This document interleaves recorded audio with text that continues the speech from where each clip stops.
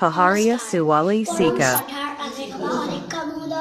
আৰু সন্মানীয় সদস্য আজি সভাৰ নিৰ্বাচিত বক্তৃতা নামঘৰৰ বিষয়ে কোৱাৰ আগমুহূৰ্তত সভাত উপস্থিত থকা সমূহ ৰাইজৰ শ্ৰীচৰণত প্ৰণিপাত জনাই বক্তৃতা আৰম্ভ কৰিছোঁ।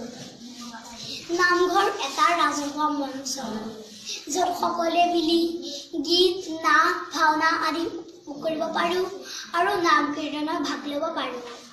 পুৱা গধূলি নামঘৰত বাজি উঠা শংখ ঘণ্টা দবা শব্দ হয় নামৰ ধৰণে মন পবিত্ৰ কৰি আশাৰ সঞ্চাৰ কৰে।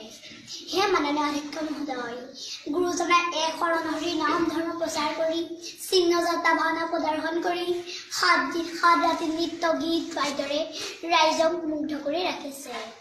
মূল নামঘৰ ভাগক 4টা ভাগত ভাগ কৰা হয়।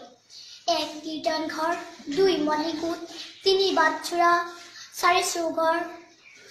কীৰ্তন ঘৰটো পূবা পশ্চিমাকৈ সজা হয়। মুঠতে 4 শাৰী খুঁটা পোতা হয়।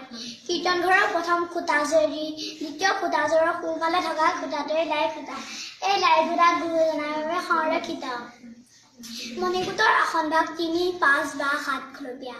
এই আসনত গুৰুজনাৰ গুণমালা পুথিভাগ ৰখা হয়। কীৰ্তন ঘৰৰ কাষতে চৌঘৰ থাকে। ইয়াত ভাৱৰীয়াসকলে বিভিন্ন মুখা সাজ সজ্জা কৰি